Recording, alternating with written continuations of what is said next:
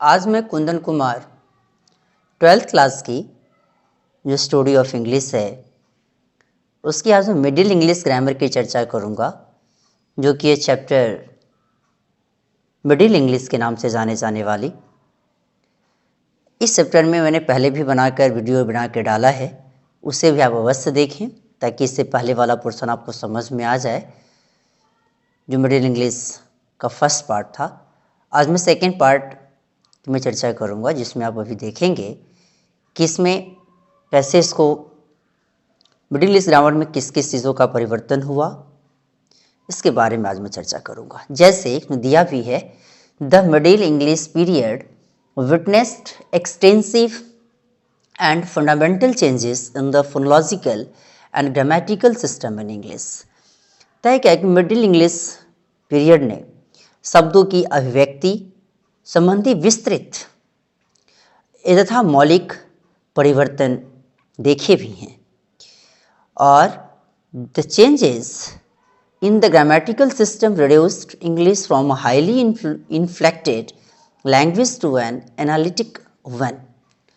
व्याकरण की प्रणाली में परिवर्तन भी हुआ।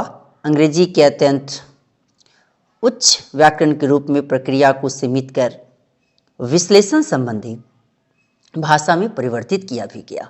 कहते हैं inflected language, highly inflected language. Due to certain phonetic changes in the language, the word endings that served as markers of number, gender, case and tense were so altered in their pronunciation as to lose their distinctive form and therefore their usefulness। खासकर भाषा के कुछ मौखिक स्वर में विशिष्ट परिवर्तन करने के कारण नंबर, जेंडर, केस, टेंस के चिन्ह लगाने का कार्य करने वाले शब्दों के उच्चारण से इतना अधिक परिवर्तन आ गया है कि उन्होंने अपनी विशिष्ट आकृति तथा व्यवहार को उन लोगों ने क्या कर दिया है, to lose their distinctive form, उनके अपने व्यवहार तक को भी उन्होंने खो दिया है। All but old English noun, verb and adjective endings died and grammatical relations began to be indicated by fixed patterns of word order। खास करके अगर मैं बातें करूं, कुछ को छोड़कर, all but few of old English, कुछ छोड़कर ओल्ड इंग्लिश की सभी संज्ञाएं, वर्ब, विशेषण के अंत आने वाले सब शब्द धीरे धीरे क्या हो गए, खत्म होना शुरू, अर्थात मर गए, तथा व्याकरण संबंधी सभी संपर्क सूत्रों में जो यहाँ कॉन्टैक्ट है, patterns of word power began to indicated, सूत्रों के शब्दों की क्रम के स्थापित पद्धति द्वारा निर्देशित होना भी क्या हो गया, प्रारंभ हो गया। Thus the gradual loss of inflections and the fixing of word order were the most important changes during this period। खास करके इस प्रकार का व्याकरण रूप का भी क्या हुआ, करने की प्रक्रिया का क्रमिक ह्रास होता गया, तथा इस काल का अंत महत्वपूर्ण परिवर्तन शब्दों के क्रम को स्थापित करने की भी प्रक्रिया के नाम से इसे जाना जाने लगा। Another major phenomenon to have occurred during this time is known as the Great Vowel Shift।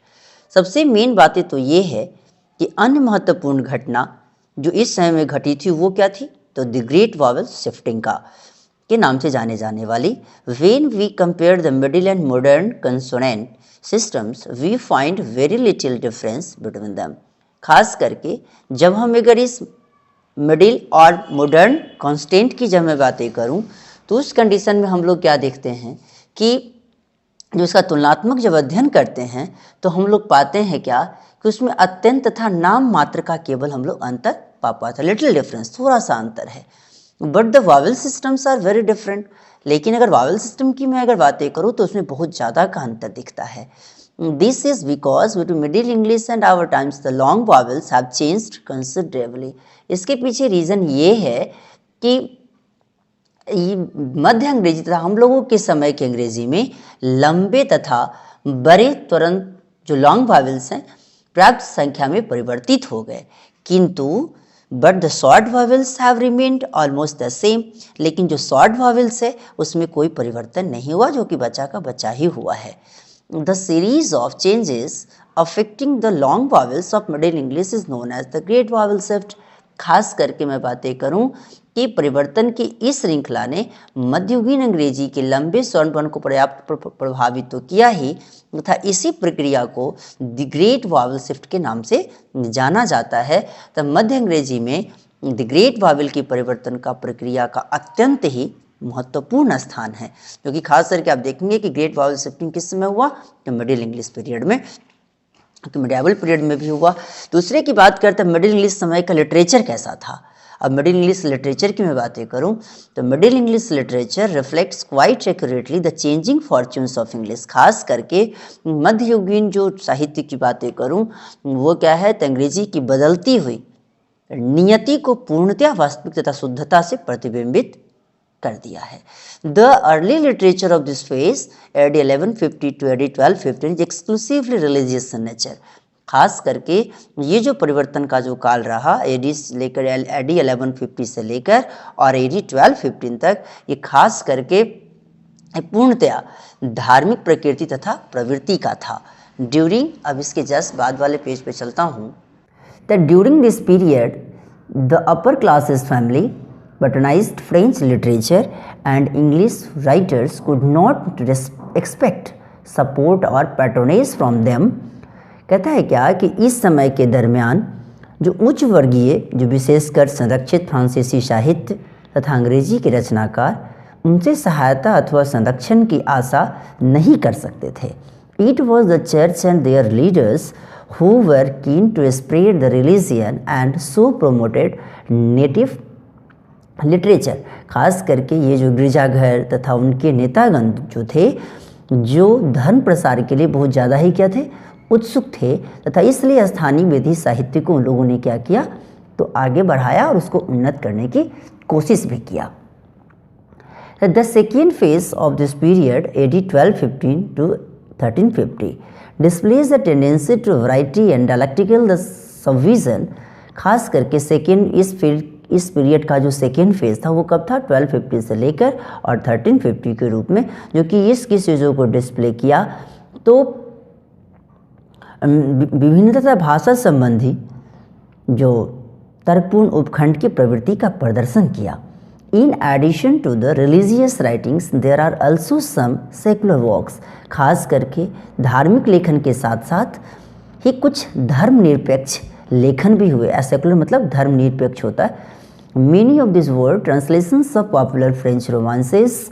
खास करके इसमें बहुत सारे ऐसे भी आए जैसे लोकप्रिय फ्रांसीसी उपन्यास और साहसिक। यहाँ lay of Havelok the Dane written in Midland dialect is a good example, जो खास करके ये पॉपुलर फ्रेंच रोमांसेस के रूप में तो लिखा ही गया, और खास करके साहसिक कार्यों की काल्पनिक कहानियों के अनुवाद भी आपको देखने का मौका मिला, जिसमें से एक मिडलैंड की प्रांतीय भाषा में डायलेक्टिकल लैंग्वेज में लिखी गई ले ऑफ हैवलॉक व डेन एक इसके अच्छे खासे उदाहरण हैं। This poem shows clearly that the old inflections are all gone and the vocabulary is almost unmixed with French।